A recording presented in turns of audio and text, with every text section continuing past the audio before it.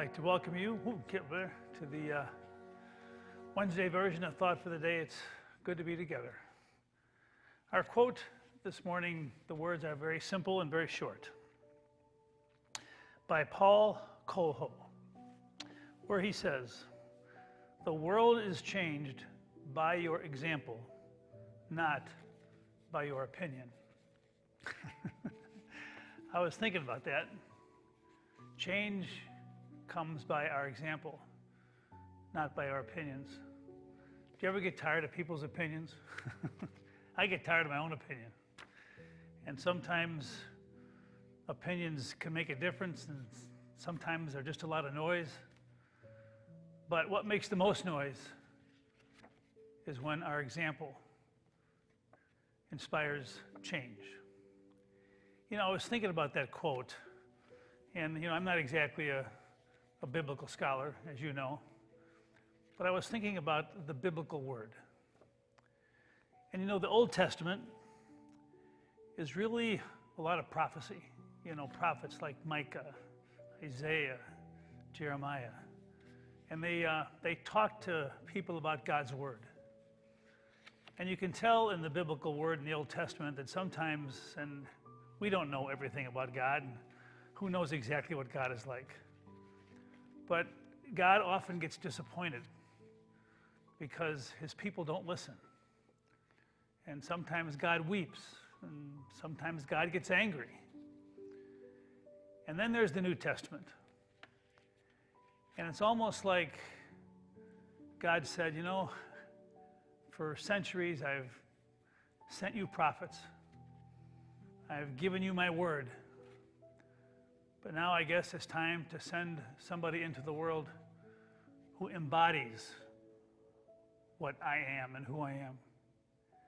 And to me, that is what makes Jesus unique. I often think of, sometimes we Christians think that Jesus is our possession, that we Christians know Jesus. But Jesus was Jewish, and Jesus is God's son.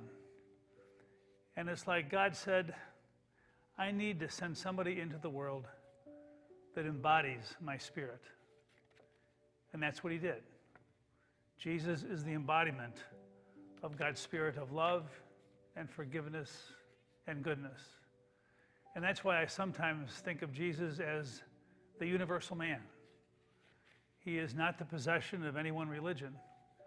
He's the embodiment of God's spirit. And whenever I read the biblical word, especially the Gospels on Sunday, I try to picture the way Jesus walked.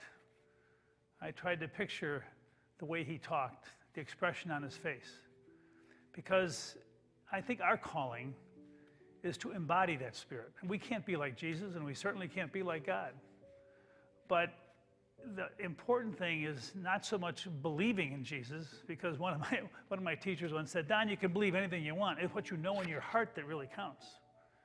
That our calling is to do the best we can to embody the spirit of Jesus. And that's not any particular religion. It's about being fully human and trying to be the very best that we can be. I continue to agonize over what's happening in Ukraine.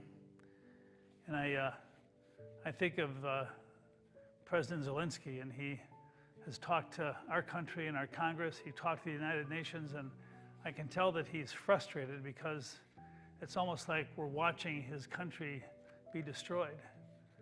And he wants help. And sometimes I feel helpless. But we're not helpless.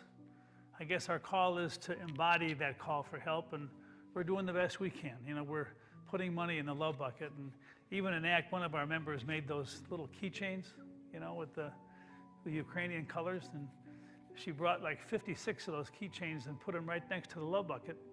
And when I saw her last night, I said, I said, Diane, those are gone. And she said, they're gone. And I said, yeah. You know what's there instead of them? $400 in cash. A little act of kindness where she did something what she thought was small, and people just responded, because it's not so much your opinion, I guess, it's our example and embodying the best we can be. I had a conversation with a lady last night, and I'm not sure this has to do exactly what I'm talking about, but her husband passed away at the age of 56. And he had a young, long, very tough battle with dementia. And they have one son who serves the military in the army, and he's in Saudi Arabia.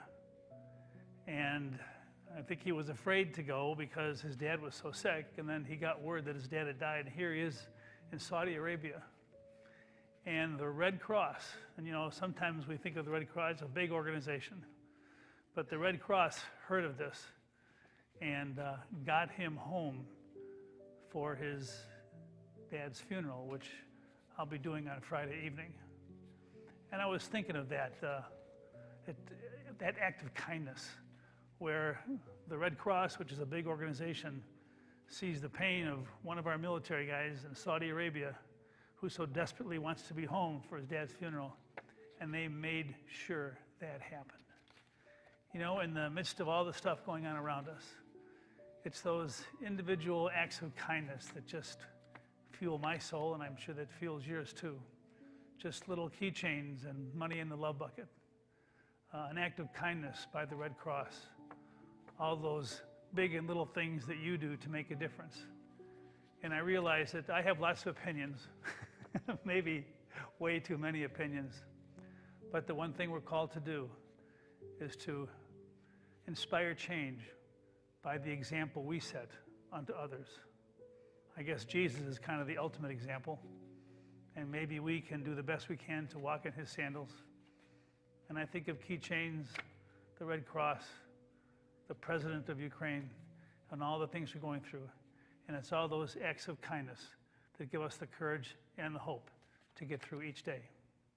It's so good to be with you. It feels good to talk to you today. Deep, personal.